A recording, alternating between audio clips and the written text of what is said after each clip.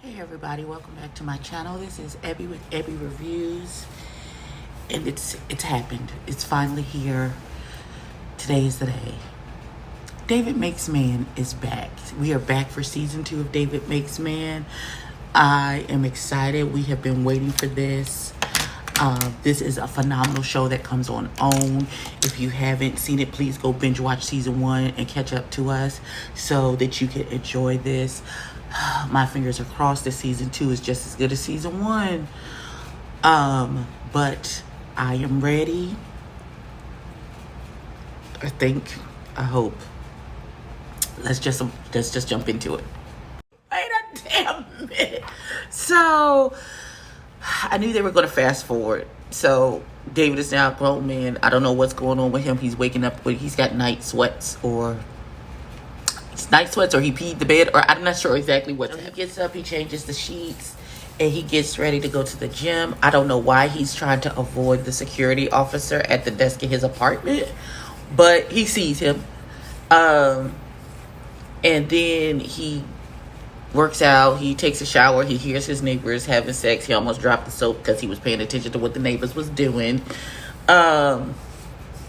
He gets on the train and he's minding his business, and an officer comes by and bumps into him, and he was like, "We got a problem?" And he was like, "No." And so he gets off the train, and he was like, he's trying to walk to work, and the officer is following him, and they get almost into an altercation. He was like, "You can't say you sorry."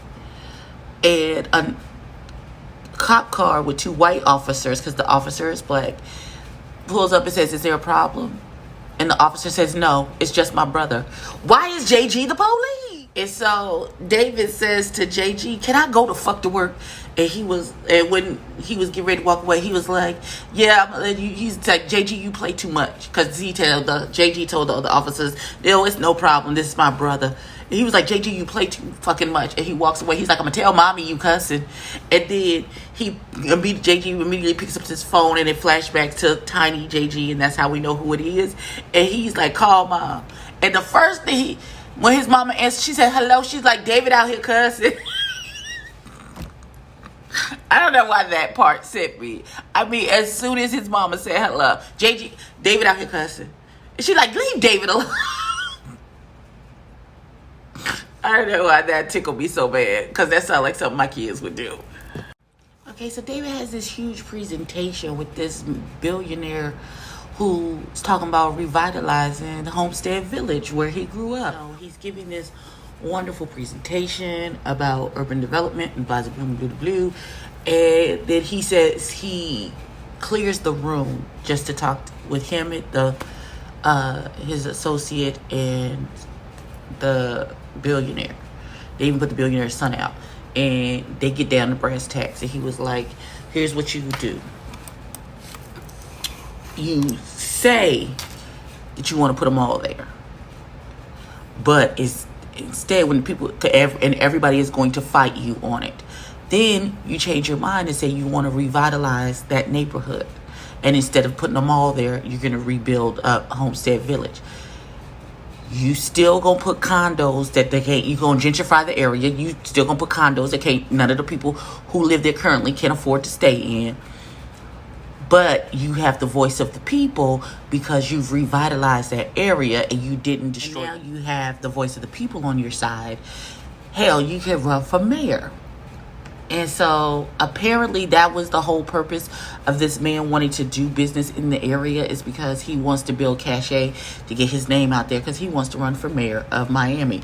And so if this goes well, then they said that this could make David could make partner in his firm along with the owner's son.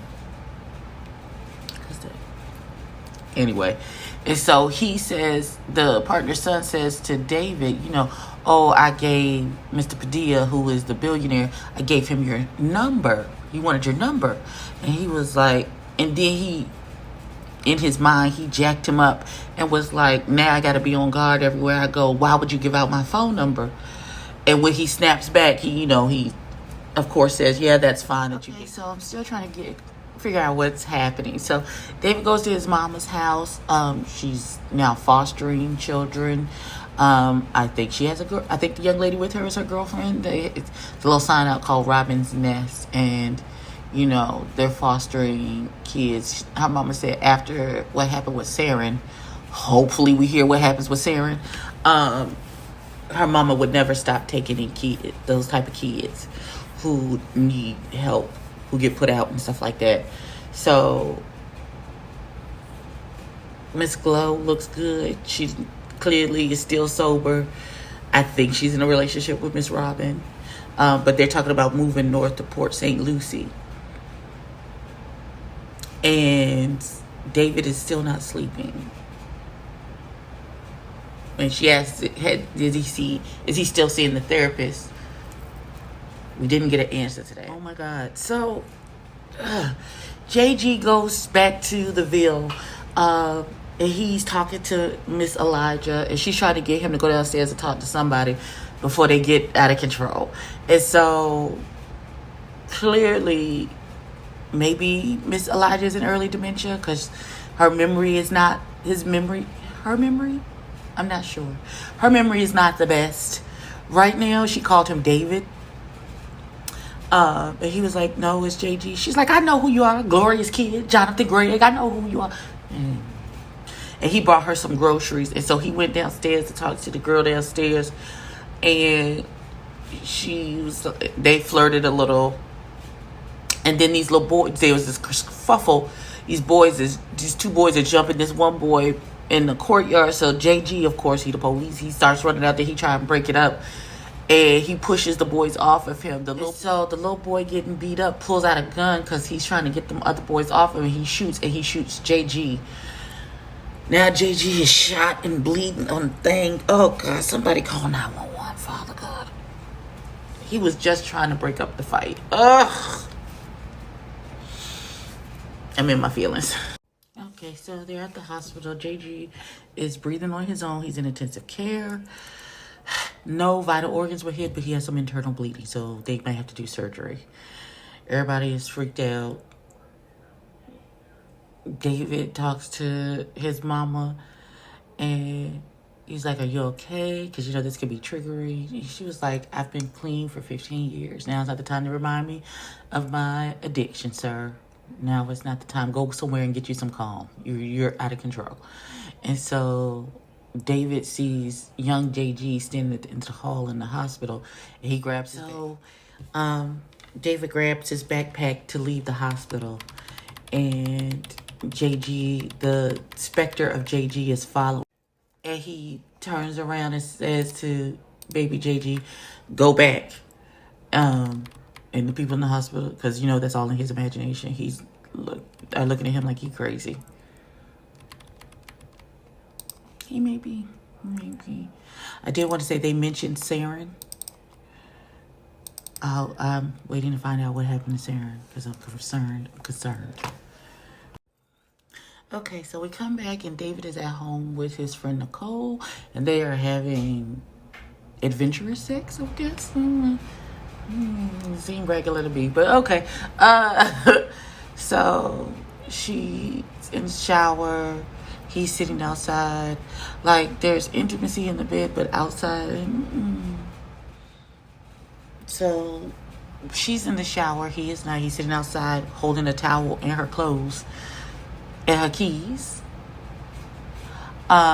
So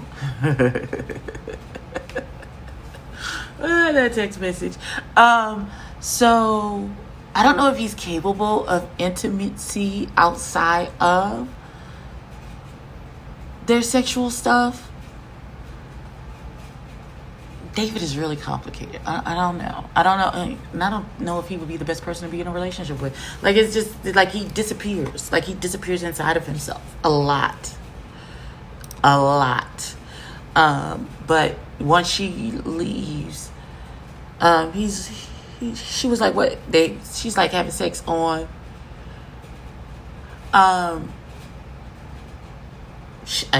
This bed. And she was like, what happened to your other sheets? And he was like, I sweated them out. And she was like, She was like, what, with another girl? He was like, no. He's like, I'm not cheating. And she was like, calm down. Bring your eyebrows back down. She was like, we're open until we decide we're closed. So you're open, I'm open, we're open. So don't, calm down. I was like, oh, that's all right. And so she leaves, and her name, he calls his mama to check on JG. There's no update. He goes to apologize, but his mama has already hung up. Also, there was a throwback to season 1 at the hospital when he and his JG's daughter was sitting in next to each other waiting to hear about JG, and you see like there was like text bubbles next to her head, and then you saw the writing next to him, like where he's like, are you okay? And he was like, why don't I say this out loud? And so baby girl turns to him and says, because we're weird. Like she heard his thoughts. So I listen, and he had that connection with Saren. So he has a connection with his niece, like he had with Saren. So we'll see. We'll see. Okay, so he goes to sleep. David goes to sleep, and he is having this, I guess, recurring dream and he's at his younger self is at the bottom of a pool, and he's like, wake up. And he wakes up, and he's, of course, sweated out his sheets again. So he puts the sheets in the washing machine. He goes to a run. He gets a call. It's 3 a.m. He gets a call, and he meets Mr. Padilla in this, I don't know, bar, upscale place, and they have a conversation. And he's trying to figure out, Mr. Padilla is trying to figure out what it is that David wants. And he's like, I want to make partner. He was like, but your boss don't know shit from Shinola. So is that really what you want? And so they have a conversation, and he's like, if you help me to be mayor, then you're gonna have to quit your job. And he's like, why? He's like, so I can appoint you as some muckety muck position exec. Then Mr. Padilla, as he's walking away, so David says, am I hired? He's like, you're hired until you're fired. I'm assuming that's a yes. And so he says to David, there was an officer shot out in the Ville this evening. Is that going to affect us? Now, I don't know if Mr. Padilla knows that JG is David's brother, and he was trying to test him to see what he was going to say, or if it was just a genuine question. But David was like, no, it's not going to affect us and what we're trying to do. I don't know. Something about Mr. Padilla seems off. Like he's really a henchman or something. Like he's really like the big boss or something. Like he made his billions dealing drugs or something. Something is off with that man. I don't know what it is yet, but something is hitting my meter wrong. So David gets home, and he sees baby JG standing in his apartment, and he kind of he lets all of his emotions go. It's like he just heard that JG died, and he is like grieving over the fact of his brother. We don't know that JG has passed away. We just see flashes of him seeing baby JG at the hospital, in his house and stuff, and he screams, and that's how the episode ends. This was a lot for a first episode. A lot and not enough. I have so many questions. I have so many people that I want to see. I want to understand what's going on with Miss Elijah. Is she in the early stages of dementia? Where is Saren? Where is the other light-skinned baby? Oh, that nobody ever picked. Oh, God, I can't think of his name right now. What happened to... I'm old, and it's been over a year since I last seen. So people's names are not coming to me regularly, but I need to know what happened to the light-skinned boy who was letting Miss Elijah get him off. What happened to the dark-skinned boy with the Kool-Aid dreads, as Loretta calls him? I need to know what happened to him. Where is Saren? Where are the little girls that were in the neighborhood? Where are they? So I have questions, and I can't wait to get all of these questions answered in this season. This has been my review and recap of David Makes Man Season 2, Episode 1, like, comment, and subscribe. Tell a friend, tell a kin, and I will catch you in the next one. Peace. Okay, I know I had given my outro, but the baby's name is Shinobi. I knew it would come to me. It's Shinobi. Where is Shinobi? What happened to Shinobi? Okay, now I'm done. I'm so